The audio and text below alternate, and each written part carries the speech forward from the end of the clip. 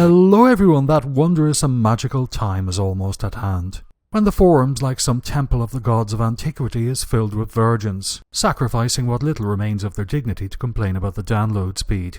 Welcome to my first long flight of the DCS F-14B from Heatblur. As we've come to expect from Heatblur, the exteriors are absolutely impeccable. You can be guaranteed every nut, bolt, weld and rivet is in exactly the right place, and the more pedantic among you will probably go and count them.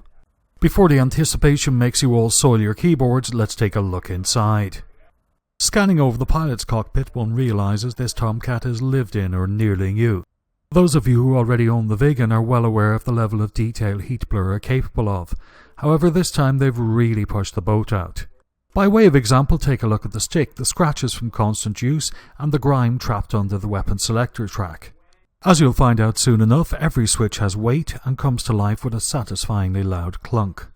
Now let's take a look at the mysterious and much anticipated rear seat or RIO cockpit. RIO is an acronym for Radar Intercept Officer. Consider the RIO your partner in the sky. I don't mean partner in the let's get married and have a cat sense. However, give anything enough time, loneliness, and an urgent raging erection and who knows what might happen. The RIO is really a cross between colleague, manservant and wife. He's an enthusiastic colleague with a friendly, laid-back charm. He's a loyal manservant who takes care of those tasks you can't be arsed with and points your radar at things you need to kill. However, if you mess up a takeoff or landing, that nagging fucking harpy you married soon comes to the fore. While we're speaking about the RIO, the Jester AI is a work of absolute genius. If you need your hand held and arse wiped, he'll even guide you through startup. The real beauty of the Jester is it's designed to be gobshite proof. And when you browse the web and see the quantity of gobshites that play flight sims, you quickly realise that Heatblur have completed a mammoth and almost impossible task. If you have IR tracking, all you need is a single button. Press the button to open the menu, move your head slightly to highlight a selection and press the button again to make the selection. Ready to start. By the way, if you get a chance, have a look in the mirror and marvel at the details on the pilot's helmet. Giggity. Startup is quite involved and intense. If you're like me and you enjoy learning systems, the startup will be enough to give you quite a chubby. If you instruct Jester to do a fine alignment on the nav system, that will take about 8 minutes and should give you enough time to complete your startup. If you're looking for help, the hardcore among you may download the NATOPS manuals. The less hardcore can download the excellent manual from Heatblur. And for the majority of you, I'm sure if you ask very nicely, Heatblur may even produce a Ladybird book entitled My First F-14. After startup, I dare you to take a look at the exhaust vanes without getting even a little misty-eyed. They're a work of art. Taxiing in the F-14 is a doddle, but do remember it's a naval aircraft with a single-mode nose-wheel steering system, so if you oversteer you'll find yourself going in circles. I decided to cancel out and do an early morning takeoff, just to show you how gorgeous these cockpits and instruments look under low-light conditions. The F-14 is designed to take off on full military power. Unlike a lot of aircraft, you don't just engage the afterburners and sit back. From what I can discover in the NATOPS manual, if you must engage afterburners, you can only engage one. As a result of this, the takeoff roll seems a bit longer than it does in some aircraft. You need to stay on the ball to prevent the aircraft sliding off the runway. Up to about 40 knots the nose wheel steering is effective, and after 40 knots the tail becomes effective. Rotation speed is very much dependent on fuel quantity and weapons loadout. It's worth having a look at the manual to check your rotation speed.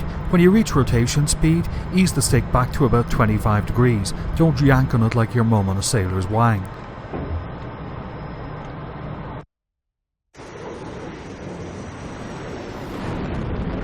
The F-14 has pitch, roll and yaw stability augmentation systems, but it does not have a fly-by-wire system.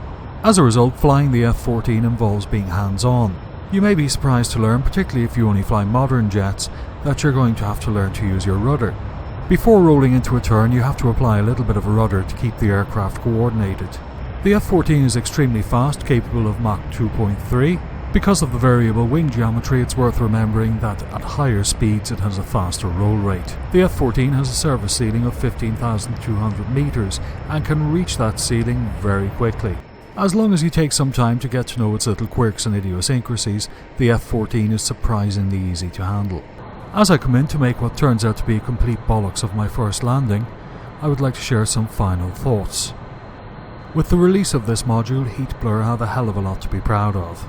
The graphics and textures are outstanding, the systems work beautifully and the flight model is sublime. Probably the most groundbreaking thing for DCS has been the development of the Jester AI. I must admit, when I first heard of the Jester system, I had no idea how they were going to pull it off without some clunkiness. The good news is the operation of Jester is smooth, intuitive, and brings a hell of a lot to the table.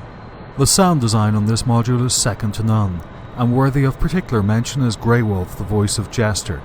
His presence adds a new level of immersion not seen before in DCS. He has done an outstanding job and has a lot to be proud of.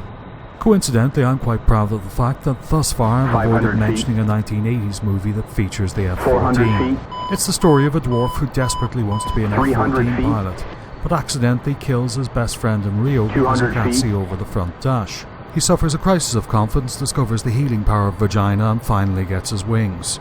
Then he leaves the Air Force, joins a cult, and spends the rest of his career dancing on a fucking couch.